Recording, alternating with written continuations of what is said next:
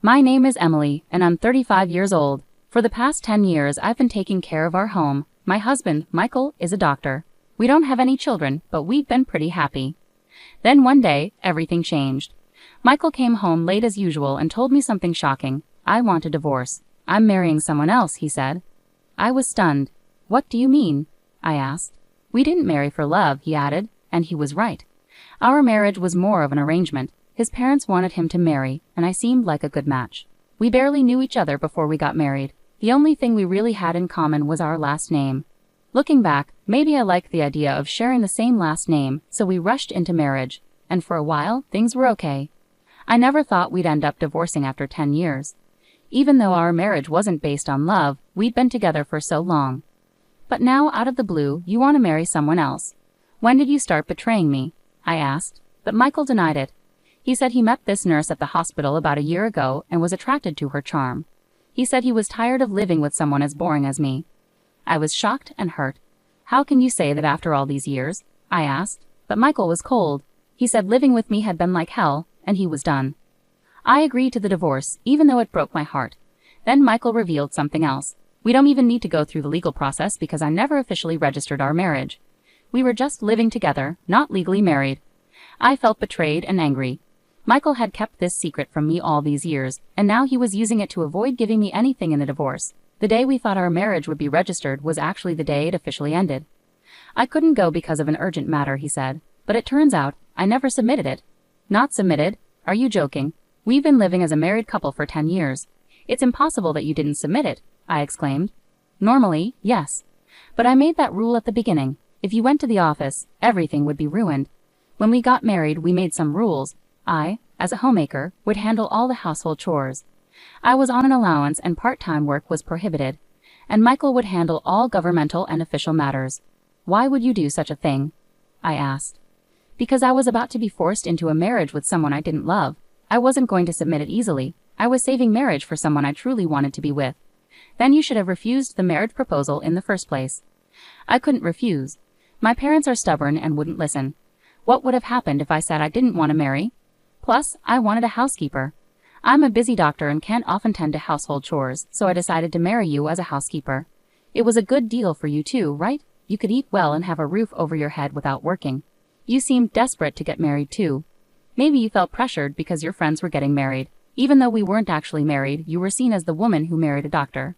This 10-year relationship was a win-win for both of us. That's all it was, and it ends today. You should be grateful for the good times you had. Now you have to live on your own without relying on others. I can't believe this. Oh, and one more thing. Don't tell my parents about this.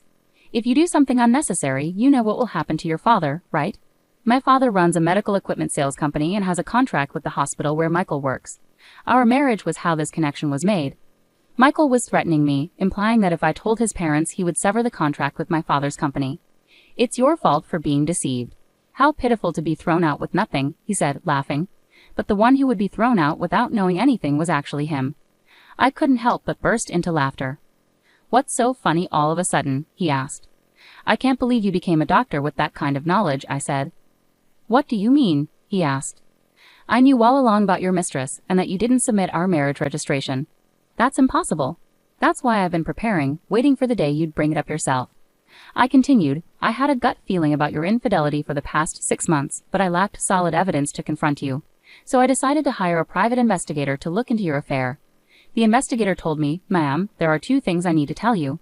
The first is that your husband is indeed having an affair. We got evidence of him entering a hotel with a nurse from his workplace. And the second is from their conversations.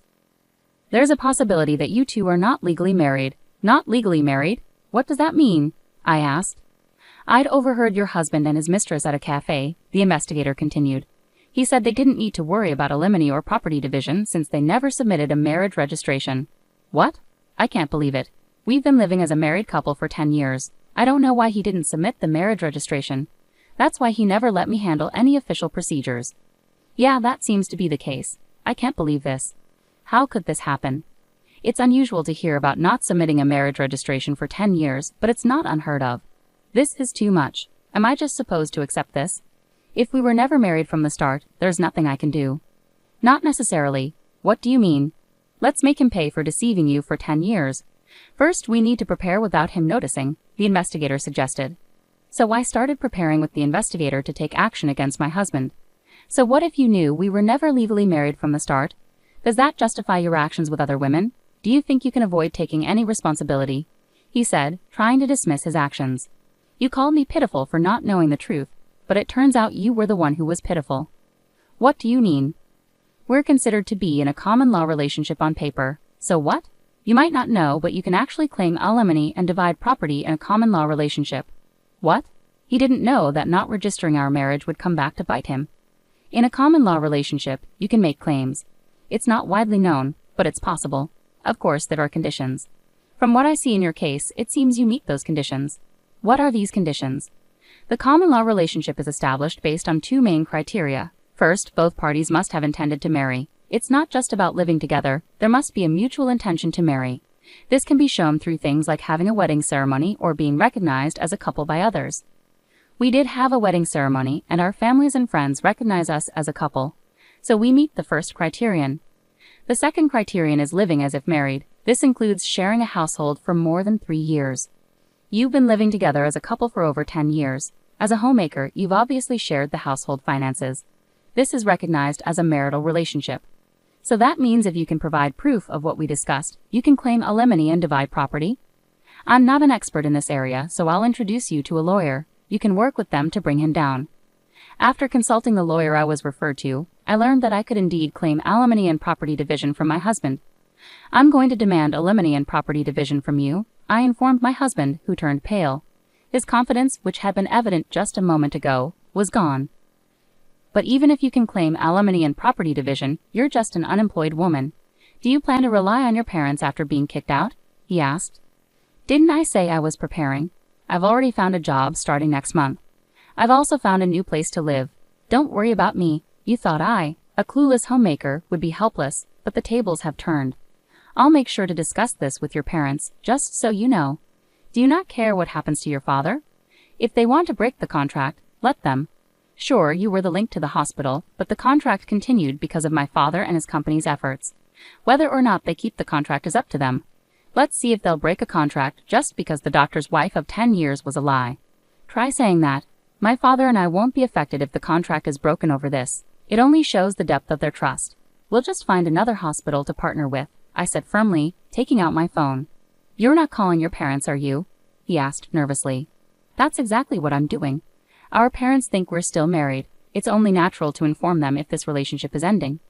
To my surprise, my husband began to apologize. Please let me talk to them. Don't call. Why? You know how strict my parents are. If they find out about this, it's over. What does that have to do with me? Huh? You're asking me not to tell the truth because your parents are strict? Are you kidding? You could have refused to marry me from the start if you didn't intend to. After 10 years of a marriage based on lies, you're afraid of your parents finding out. I can't accept such a convenient story, but I can accept telling them the truth. I'll make sure both your parents and mine know everything. And so I called both sets of parents. All four were shocked upon hearing my story, and a meeting was promptly arranged at our house. I've heard everything over the phone. Is it true that you pretended to be married for 10 years without submitting a marriage registration? Speak up, you foolish son, my father-in-law demanded. It's true. I didn't submit it. Why did you do that? Didn't you think about how Emily would feel? I didn't have a choice. No choice? How can you say that? It's your fault, Mom and Dad. I didn't want to get married, but you started looking for a bride for me anyway, saying it was time. You arranged meetings and pressured me into marriage. But you agreed to it, didn't you? I had to agree. If I had refused, you would have caused a scene, so I decided to go through with it. If you were willing to marry, why didn't you register the marriage? I read about a man online who was in the same situation. He didn't want to marry but had to because of his parents. He lived as if married without registering, then revealed the truth when he found someone he truly loved. That's shocking. What happened to him in the end? Now he's married to the person he loves and has a real marriage, so I plan to marry my girlfriend too and have a real marriage. After hearing his explanation, my parents, who had been quiet until then, finally spoke up. A real marriage, huh? Maybe you didn't marry for love, but remember what you promised at the wedding? We will always care for each other and create a happy home. What did those words mean to you? What did you show us back then? We trusted you with our daughter's happiness, but for 10 years you deceived her by not registering the marriage. Did you create a happy home? And now you're leaving her for another woman. Can someone who acts without care, even if they change partners, truly have a real marriage? Well, we were glad you married our daughter, not just because you're a doctor. We thought she could build a happy life with someone as sincere as you. But it seems we were wrong and misled. And you threatened our daughter that if she told us, you'd end your business contract with us. Really? If you're going to threaten our daughter, we'll end the contract ourselves. Be warned, we will speak the truth when asked. If you do that, there will be gossip at the hospital. Gossip? Yes, maybe, but that's because of what you did. You were the one who threatened us with ending the contract. My husband panicked at this unexpected turn. Please, let's talk about this calmly. Don't play games with us. My father-in-law grabbed my husband's collar, furious. We didn't raise you to be a scoundrel. What were you thinking? Dad, please stop. By not registering the marriage, you may have thought you were protecting yourself, but because of your selfish actions, Emily was misled for 10 years. What were you thinking, causing so much trouble to others? The room fell silent. Faced with my father-in-law's words, my husband had nothing more to say. Emily and her parents, I'm really sorry for the trouble caused by this idiot. No, your parents shouldn't apologize. It's not their fault. But as parents, we partly bear responsibility for letting him behave this way. We'll take him home now and ensure he stops his reckless actions. We'll handle the aftermath properly. We're deeply sorry for all of this. With that, my husband was taken away by his parents to their home. You've been through so much. You should come back home for now and rest. We'll figure out the next steps later. Don't worry about anything right now, my parents said kindly. Thank you, but I'm not going back home just yet. There are things I need to take care of. I declined and chose to stay in my own home. What I needed to do was prepare for the final settlement with my now ex-husband, gathering evidence for our common law relationship. I was preparing to claim alimony and divide our assets. A few weeks later, I arranged a meeting with a lawyer. Even if I agree to alimony, why should I divide my property? She's been a homemaker for 10 years, never worked a day. I paid for everything, furniture, clothes, food. Now you're saying I have to give away the money I worked hard for. He protested, unwilling to accept sharing his earnings with me. Yes, that's correct. Your earnings and the belongings acquired during our relationship are subject to division. Why does it have to be like this? Who took care of the house and cooked meals while you were at work? Who managed everything at home? That doesn't matter now. No, it does matter. A homemaker deserves a share of the assets because running a household and raising children have real economic value. Speaking not just as a lawyer but as a person, do you think housework is something anyone can do, something that's just expected of a homemaker? The reason you could focus on your career was because of her support. Don't overlook that. What? This situation is a consequence of your actions, yet you're upset about fairness. What did you say? Never mind. Anyway, she's entitled to half of our assets through property division. That's how it works. Damn. As for alimony, we're seeking $100,000 from you. $100,000? Why so much for a relationship that wasn't even legally married? It's precisely because it wasn't a legal marriage. Typically, alimony in common law relationships ranges from $10,000 to $40,000. However, in your case, you pretended to be married for 10 years and then tried to discard her when you found someone else. The amount is based on the seriousness and duration of your actions. But still, you might think 10 years is short, but it's longer than you realize. During that time, she committed herself to you, believing you were married. You have no right to complain after betraying her. It was a powerful response. He had no rebuttal and reluctantly agreed to my terms. Later, I also sent a notice of claim for alimony to his mistress. With the help of an investigator, I knew who she was and where she worked, a nurse at the same hospital where he did. Wait, this isn't what you told me. What's going on? I told you not to approach me at work. I received this from your wife. You said there wouldn't be any alimony because we weren't legally married. What's going on? Later, I found out that in a panic after receiving the alimony claim from me, she confronted him at the hospital with the notice. All right, let's talk about this later, not here. There are too many people around. We'll both be in trouble if this gets out. I don't care about that. I can't afford this kind of alimony. You said it would be fine, so you should pay it. What? I'm not paying anything. You wanted this relationship. You said I was the one for you, that you wanted to marry me. Hey, keep it down. Everyone can hear us. Just so you know, I'm not the one at fault here. If you want to settle things with your wife, handle it yourself. Tell her I don't know her anything, and that you'll sort everything out. Wait. This conversation ended up exposing their affair to the entire hospital, quickly becoming the talk of the place. Then came the final blow when my father requested to terminate our contract with the hospital. I apologize, but we'd like to end our contract by the end of next month. Aware of the rumors, the hospital inquired, forgive me for asking, but is the reason for canceling related to Dr. Michael's affair? It's become quite a topic here. Yes, a nurse believed to be involved caused quite a scene. I never imagined he had pretended to be married for 10 years without actually registering. You mean he never filed the marriage registration? Did you know he hadn't done that? All I knew was that he was married and had an affair. What do you mean he didn't file the marriage registration? After my father's request, it came to light that he had deceived me for 10 years by not filing the marriage registration. This news spread among the other nurses. Dr. Michael deceived his wife for 10 years by not filing the marriage registration and had an affair with a nurse. How awful! How could he do that? Could someone really go unnoticed for 10 years? It seems Emily's maiden name was the same, and he handled all the official paperwork. That's concerning. The rumors spread not only among hospital staff but also reached patients, leading both Michael and his mistress to face cold stares. Unable to bear it, they both resigned from the hospital soon after. As my father asked me, "Did you manage to get the alimony?" Yes, I received payments from both him and his mistress. She resisted paying until the end, claiming she was also deceived, but the lawyer explained her argument wouldn't hold, and she reluctantly agreed to pay. That's good. What about you, Dad? Did the contract end up getting cancelled? No, that's not happening anymore. He resigned, and because our company is trusted, the hospital asked us to keep the contract. We couldn't cancel it after they asked like that. That's a relief. Afterwards, I started a new life in a new place and found happiness. About a year and a half later, my ex-husband reached out to me. Is it true you got remarried?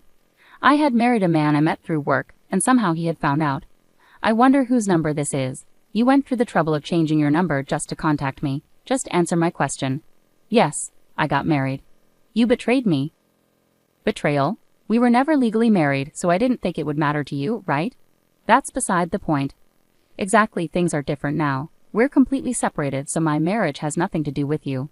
Is that why you contacted me? After I said this, he seemed speechless for a moment, then he scoffed. Of course you're still unmarried, probably because you haven't bothered to file any paperwork. That's just like you. But he was mistaken. Actually, my husband isn't like you at all. He knows everything about your situation, so to ease any concerns I had, we went together to handle the paperwork. Unfortunately for you, things didn't turn out as you assumed. I can understand why you might wish for my unhappiness, given your own misery, but I'm sorry to disappoint you. We're happily married. I told him this and hung up the phone. I don't know what kind of life he leads now, but unless he changes his selfish ways, he's unlikely to find happiness.